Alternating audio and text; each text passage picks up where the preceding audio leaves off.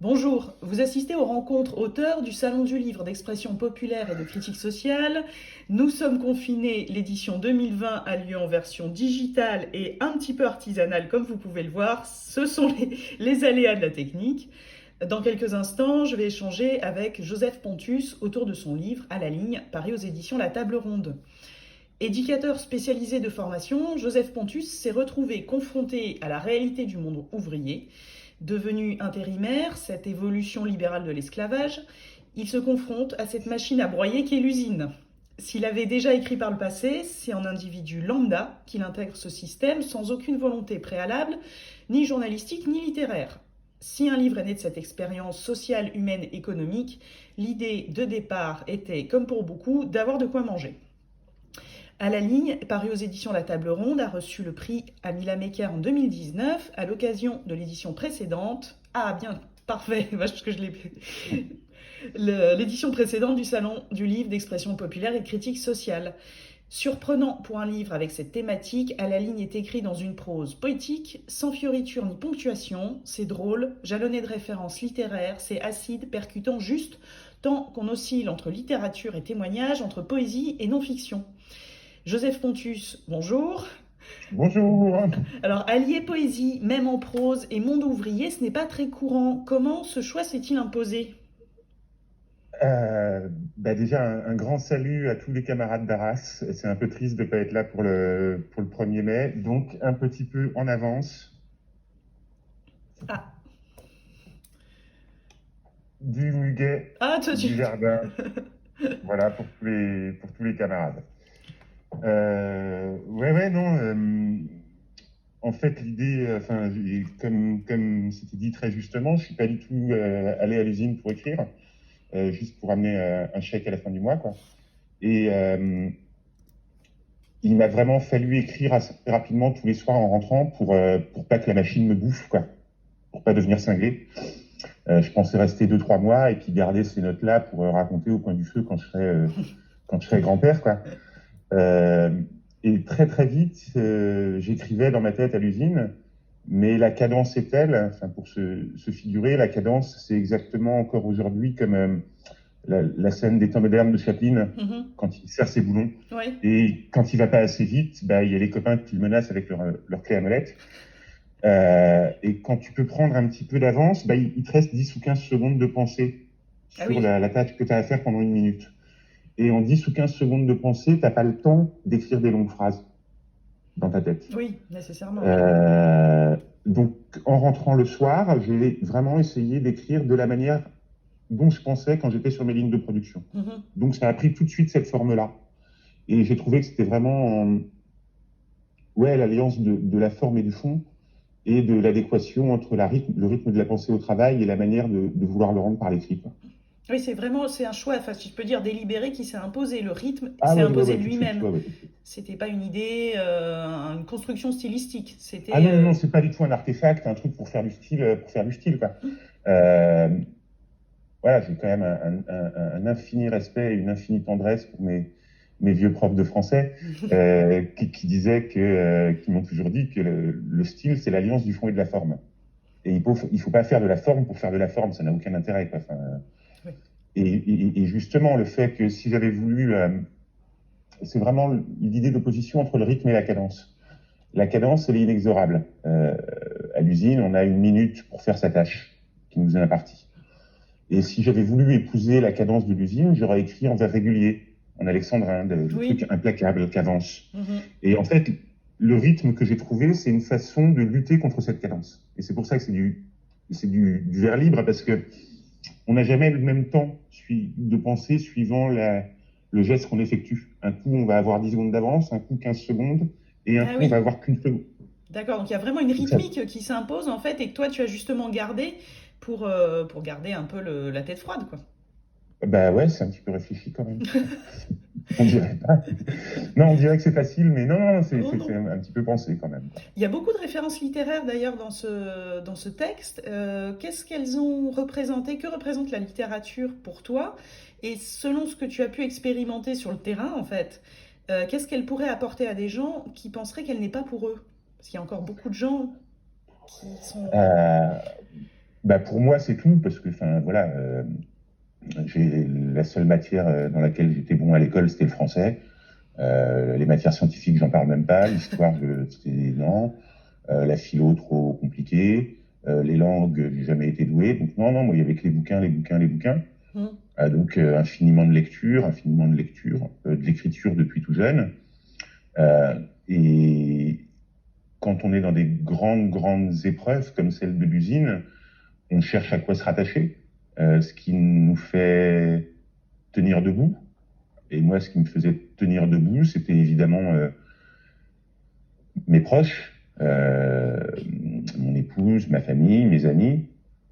Et j'inclus dans mes amis les bouquins, parce que les bouquins, c'est mes amis. Et enfin, voilà, D'Artagnan et Athos, c'est des potes. Enfin, ouais, bah ouais, c'est toutes les poésies que j'ai pu me réciter, parce que voilà, c'est beaucoup plus simple de se réciter des poésies que des passages entiers de Flaubert, même si j'adore Flaubert et que Madame Bovary, c'est mon héroïne absolue. La poésie, ça revient vite. Tu vois, Oui, quand tu as surtout appris il y avec a le très rythme. longtemps, et plus les épreuves sont dures, plus tu te rattaches à ce qui te raccroche vraiment au monde. Oui, un peu à la manière Et du joueur d'échecs de Stefan Zweig, quelque ouais, part, hein. ouais, bien sûr. Ouais, ouais, exactement. Ouais, ouais. Et tu considères, est-ce que pour toi, cette démarche d'écriture, spécialement ce livre, bien que selon la définition, tu ne correspondes pas précisément à un auteur de littérature prolétarienne, est-ce que tu trouves que ça s'inscrit dans cette lignée? Est-ce que tu t'y retrouves? Question très simple et très compliquée en même temps. Euh, pendant les 3 ans d'usine, je me suis bouffé, je crois, tous les bouquins de littérature prolétarienne que je pouvais. Mhm. Euh, Déjà, comme quand tu lis un bouquin quand tu es dans une situation difficile, pour trouver quelqu'un qui a exprimé la même chose que toi tu vis, Oui, et que tu te dis, putain, je suis pas tout seul, quoi. ouais, ouais. Je suis pas tout seul, il y a quelqu'un qui l'a écrit avant moi, donc ça va pas la peine de chercher des phrases quand quelqu'un l'a mieux exprimé que moi, quoi. Comme quand tu lis un poème d'amour après une rupture et tu dis, bah voilà, il a tout compris avant moi, ça me rattache un peu au monde, quoi. Et j'ai pas tant trouvé que ça dans l'histoire de la littérature française pour plusieurs raisons, parce que tu as 3 grands cycles dans l'histoire de la littérature prolétarienne en France. Euh, et en fait, je me suis beaucoup plus reconnu dans la question des écrivains mobilisés ou engagés en 14, Mhm. que ce soit Genevoix, que ce soit Apollinaire, que ce soit Sandrard, c'est les 3 que je chéris absolument, mais évidemment aussi Céline, Breton, Aragon, Oui. qui du jour au lendemain sont des intellectuels et se retrouvent confrontés au petit peuple, à quelque chose qu'ils ne connaissent absolument pas, du jour au lendemain, à la peur, au sang, à la Oui. merde, aux blessures. Et du jour au lendemain, leur écriture, elle change complètement. Ils peuvent plus écrire du tout pareil avant l'expérience de la tranchée qu'après. Mhm. Et pour me rassurer, sur ma table de chevet, j'avais beaucoup plus Apollinaire et Sandrars que de la littérature prolétarienne, en fait. Oui, peut-être parce que c'était encore plus une épreuve, encore plus implacable et où il était encore plus question de vie ou de mort, Ouais, c'est ça, c'est ça, ouais, pour garder un peu les proportions, si je puis dire. c'est ça, c'est ça.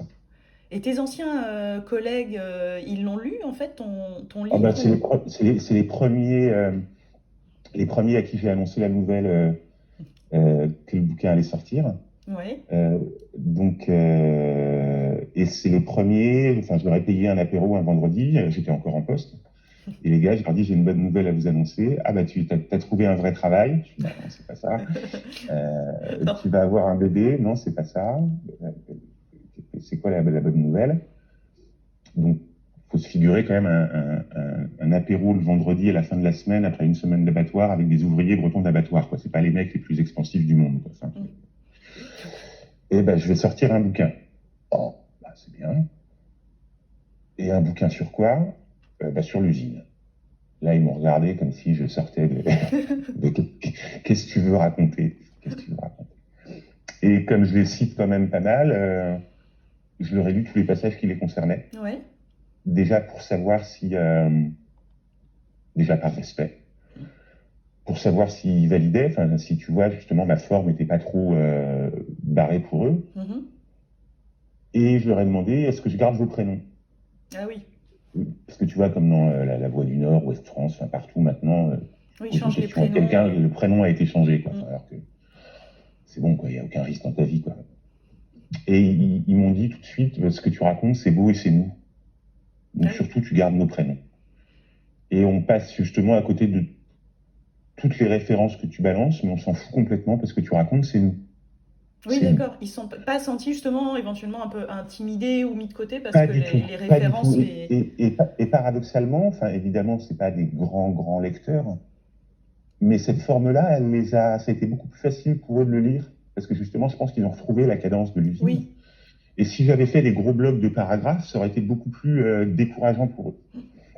Et c'est une des grandes fiertés de ce bouquin, c'est que depuis sa parution, il y a non seulement mes collègues, mais aussi des ouvriers, et pas que de l'agroalimentaire, de partout en France, Mm. des caissiers, des soignants, des précaires, enfin tous les gens dont on parle un petit peu en ce moment qui Oui, font vivre le pays quand même, oui, oui, quand même.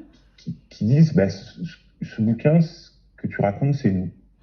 Alors que tu vois, objectivement, avec la maison d'édition, on était quand même un peu fiers du résultat, Oui. mais on se dit, putain, un bouquin sur l'agroalimentaire breton écrit en vers libre, c'est le sujet, a priori, le moins vendeur du monde. Quoi. Tu vois, tu peux Oui. pas. Euh, et puis, ben, ouais, la magie de la littérature fait que ça marche. Quoi.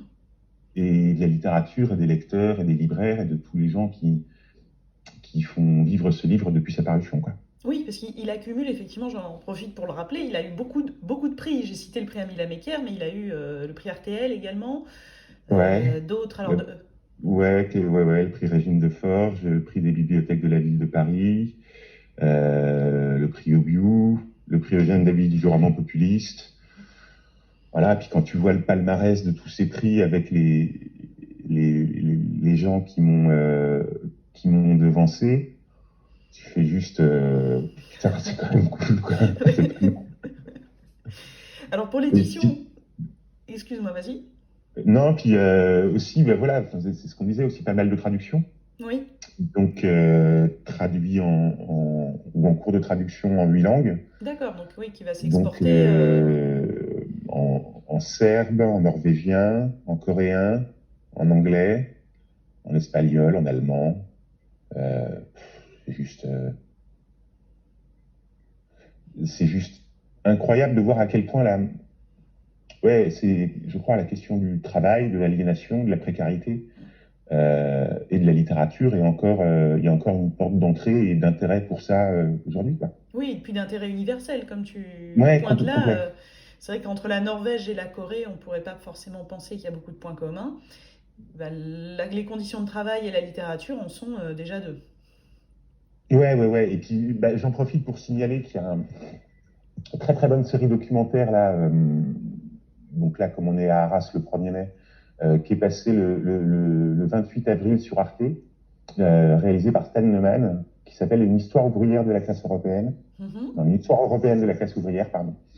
Donc c'est un 4 fois 52 minutes qui a été Waouh. commandé pour une soirée spéciale sur Arte. Ouais. Donc quand même 4 fois 52 minutes sur un sujet un peu costaud et un peu casse-gueule quand même, parce que Mhm. Oui, c'est solide quoi comme. ouais, l'histoire de la classe ouvrière européenne depuis le XVIIIe siècle, enfin, voilà, il a tourné en Silésie, en Écosse, en Italie, en Espagne, en Allemagne, en Russie, et Stan est venu quelques jours en Bretagne. Mhm. Donc on a tourné quelques jours, je fais quelques apparitions, mais c'est même pas la question de ça, c'est que son documentaire est brillant et la question du travail, de l'aliénation et de la classe ouvrière se répond depuis 3 siècles exactement de la même manière partout, quoi. Et t'entends des témoignages d'ouvriers écossais du 19e siècle. Oui. Aujourd'hui, ce que je raconte, on en est encore là, quoi. Mhm. Et c'est des gens qui sont tellement opprimés, qui se réduisent tellement au silence, qu'il y a une telle défaite du syndicat, du politique, que ouais, la question du capital et du travail, Mhm. je ne vais Reste. même pas m'excuser d'avoir une analyse marxiste, mais est plus que d'actualité encore aujourd'hui, quoi. Et on le voit d'ailleurs dans le texte que tu as proposé, puisque l'édition d'Arras, cette année, étant un petit peu particulière, voire complexe, il y a quand même donc le fait que les participants prévus pour l'édition physique proposent des textes sur la Ouais. thématique du monde d'après. Et ce qu'on voit dans le texte que tu as proposé, qui sera donc accessible bien sûr en ligne, ta colère semble intacte par rapport à ce que tu as écrit avant dans ton livre. Qu'est-ce qui la nourrit en fait? Qu'en fais-tu maintenant? Ben, comment peux-tu ne pas être en colère au vu de ce qui se passe aujourd'hui, et particulièrement en ces jours de confinement, quoi. Enfin, euh, c'est c'est toujours c'est toujours aux mêmes qu'on demande les mêmes choses. Oui. Euh, c'est de la colère qui est en même temps une- je mélange pas la colère de l'humanité, que ce soit dans À la ligne ou dans le texte que j'ai proposé pour Arras, parce que l'humanité, déjà, c'est un mot magnifique, c'est le nom d'un journal magnifique, mais l'un ne va pas sans l'autre. C'est à partir du moment où on perd cette saine colère et cette juste colère contre ceux qui ont et qui veulent gouverner nos vies, qu'on perd tout et qu'on se résigne. Si à l'usine, j'avais pas eu un peu de colère, mais en même temps le soutien indéfectible des camarades, euh, nos crises de rire, nos conneries, euh, notre fraternité, j'aurais pas tenu. Hmm. Et c'est ça qu'il faut mettre en avant, c'est que bah, toujours debout, quoi. Euh, je peux pas faire sans. Et la colère peut être douce, sereine et aussi inexorable qu'une cadence de chaîne qui avance, quoi. Oui, c'est proportionnel, j'imagine. Ouais, ouais, ouais. Ouais, ouais. D'ailleurs, tu parlais de la situation un peu particulière du confinement. Bon, c'est un petit peu inévitable. Mais est-ce qu'il n'y aurait pas en fait un parallèle à établir entre ce qu'on vit, le fait d'être confisqué d'avoir certaines choses confisquées, et ce que vivent les ouvriers, et une espèce de mise en parallèle entre les confiscations et le confinement permanent d'une certaine catégorie de population, avec quelque chose de complètement ponctuel pour les autres? Là, les collègues, ils sont au taf. Ah oui. Alors où on parle, ils sont en train de tuer, désosser, décarcasser des vaches, en train de couper des poissons, en train de mettre des crevettes dans des barquettes, parce que l'industrie agroalimentaire est absolument essentielle à l'économie du pays. Euh, Ils sont confinés tous les jours pendant 40 ans. Voilà, ouais. C'est l'inverse proportionnel, on va dire. Et ils se sont levés à 2 heures ou à 3 heures du mat pour aller bosser. Mm.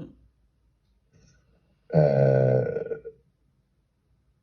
voilà, ça fait un mois que je suis là, à la maison, ça va, je suis pas le plus à plaindre du monde, bien au contraire. Je ne tiens pas de journal de confinement, puisque ma vie est déplorable. Je fais comme tout le monde, mauvaise fortune, bon cœur.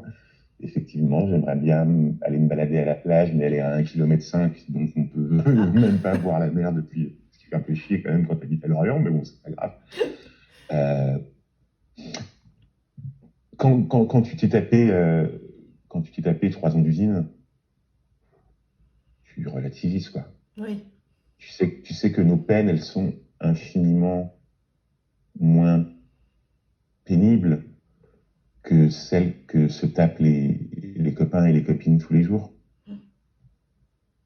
C'est juste ça. Enfin, après, oui, évidemment, j'en ai ras le cul et j'aimerais bien pouvoir aller boire des coups avec des copains et aller me balader au bord de la mer. Ouais, mais bon, ben voilà, c'est comme ça. oui, ça, on relativise effectivement, comme tu dis, de manière immédiate. Comme comme je me disais quand j'étais à l'usine, bah ouais, je fais le pire boulot du monde, mais au moins j'ai un chèque à la fin du mois, quoi. Mm. Oui. T'es obligé de relativiser. Sinon, tu deviens cinglé et t'écris un journal de confinement. Et la dernière. Mais il y en aura sûrement un ou deux à sauver, hein. Je pense qu'il y aura un ou deux Ah trucs oui, qui seront non, intéressants à lire, mais bon. tout dépend ce qu'on y met et ce qu'on en fait. La nouvelle, si je puis dire, thématique du salon qui était initialement la ville, territoire d'utopie, est devenue le monde d'après. Comment est-ce que tu l'imagines, toi, ce monde d'après?